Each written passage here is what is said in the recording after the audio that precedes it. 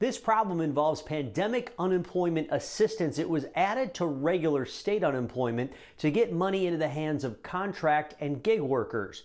But what if you were being told you were overpaid?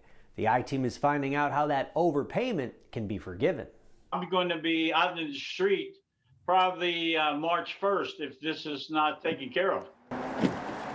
Before the pandemic, Michael Sabo used to drive business travelers to and from the airport in his Lincoln Town Car.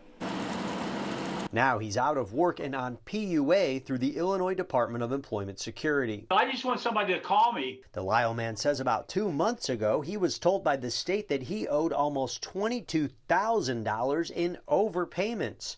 After that happened, Sabo says the state started deducting what he owed and stopped giving him his unemployment benefits. I'm 75 years old. I'm a Vietnam veteran, I work hard. We forwarded Sabo's information to IDES. The agency won't comment on specific claimants, but its acting director did address the widespread overpayment issue in an interview with the I-Team late last month. We are working with federal partners to develop a process for how those individuals may request a waiver.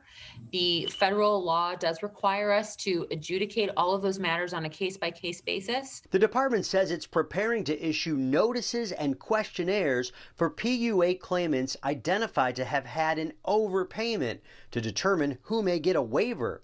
Adding it has reached out to the U.S. Department of Labor for direction on how to grant the waivers. That PUA overpayment forgiveness can happen because of the pandemic relief package passed in December.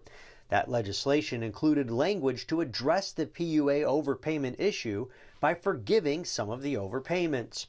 It was drafted by Illinois Senators Tammy Duckworth and Dick Durbin. To ask them to return that money at this point is not reasonable and would cause a real hardship at a time when people are struggling to get by.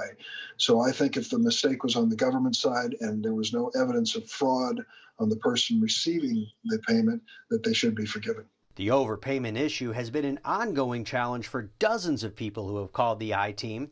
IDES has stated it's suspected that many people dealing with this unknowingly overestimated their income or submitted gross incomes instead of net incomes after taxes, hence showing a higher income and getting more benefits. New documentation requirements may also help prevent this issue. If you had to pay back $22,000, what would you do? I don't have $22,000. But on Wednesday, Sabo discovered his overpayment was forgiven. He also shared screenshots with us showing his weekly benefits are going to be paid out again too. Just like Sabo, others could also be seeing those overpayments deducted already from their weekly benefits.